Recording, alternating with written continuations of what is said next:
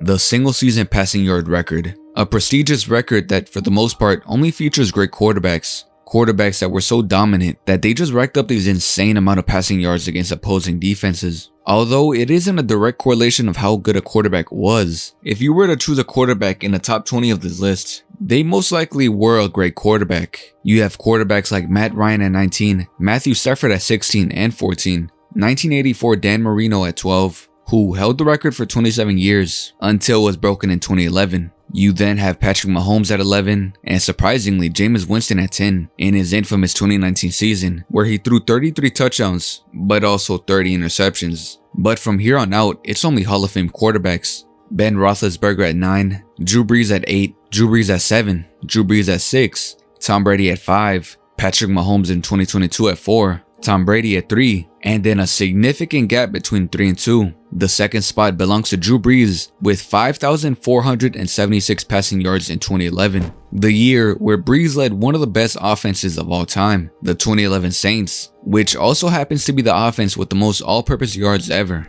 Well, then number 1 on this list must be a quarterback that led an even better offense, right? Well, actually, yeah. Arguably the greatest offense of all time, the 2013 Broncos led by Peyton Manning. But by how many yards did Peyton Manning beat Drew Brees for the number 1 spot? 25, 50, possibly even 100, or maybe even 200 passing yards. It was arguably the best offense of all time after all. Well, it was actually just 1. Peyton Manning broke Drew Brees' single season passing yard record by a single yard. This record isn't just extremely petty because Peyton Manning beat Drew Brees by 1 yard. It's also wrong.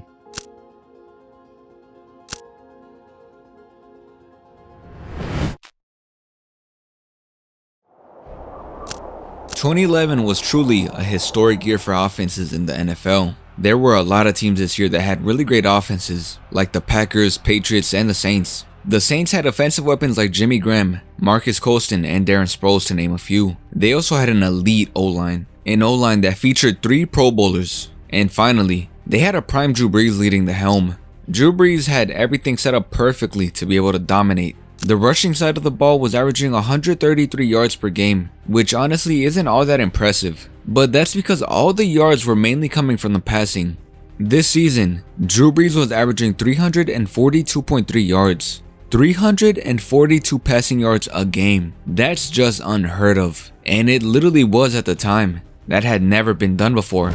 Before the start of Week 16, Brees had already accumulated 4,780 passing yards, only 304 yards away from Dan Marino's 5,084 passing yard record. Brees then destroyed the Falcons 45-16, putting up 307 passing yards and 4 touchdowns, breaking Dan Marino's single-season passing yard record by only 3 yards. The entire Saints team celebrated with Drew Brees, as this was a huge achievement, but Brees didn't want to just break the record, he wanted to shatter it. The Saints still had 1 game remaining in the regular season, Week 17 versus the Carolina Panthers. The Panthers had a measly 5-9 record compared to the Saints' 12-3. And yeah, I think y'all can expect what happened next. Drew Brees threw for 389 yards and 5 touchdowns in a 45-17 blowout victory. By the end of the season, Drew Brees had accumulated 5,476 passing yards, becoming the new single-season passing yard leader. A record that hadn't been touched in 27 years had been broken, and by a large margin too.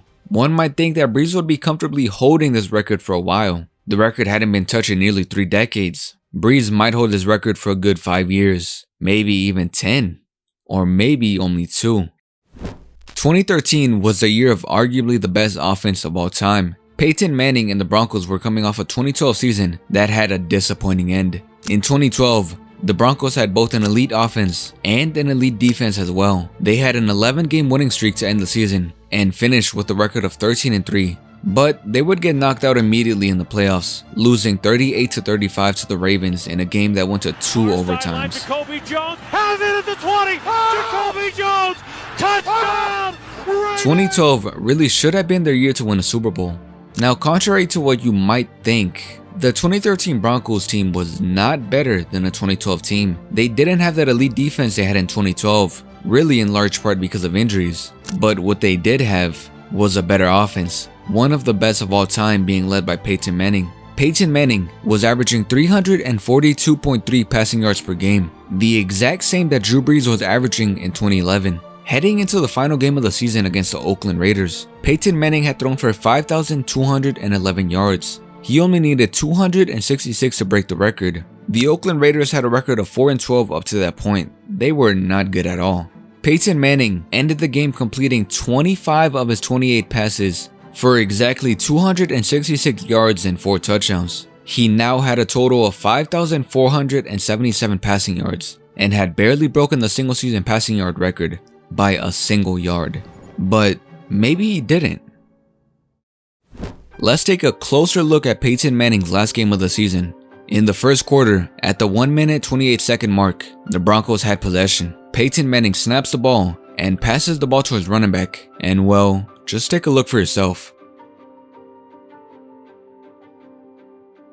Peyton Manning was given 7 passing yards on his play, but did you notice anything? That ball seemed to have been going backwards. Wouldn't that be considered a lateral then? Well, let's figure that out. In the 2013 NFL Rulebook, Rule 8 talks about these type of passes.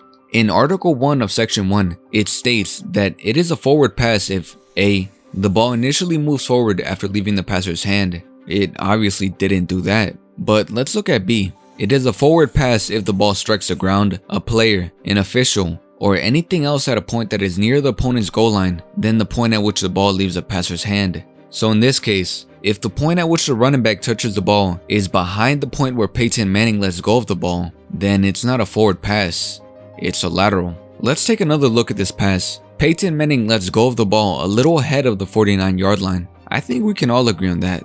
The running back, Eric Decker, then touches the ball at around the 48-yard line, maybe a little ahead. I think it's pretty glaring that this was in fact not a forward pass. This was a lateral, and instead of giving Peyton Manning 7 passing yards, it should have been instead 7 rushing yards for Eric Decker, which would leave Peyton Manning at 5,470 passing yards, bringing him back down to number 2, and Drew Brees back up to number 1.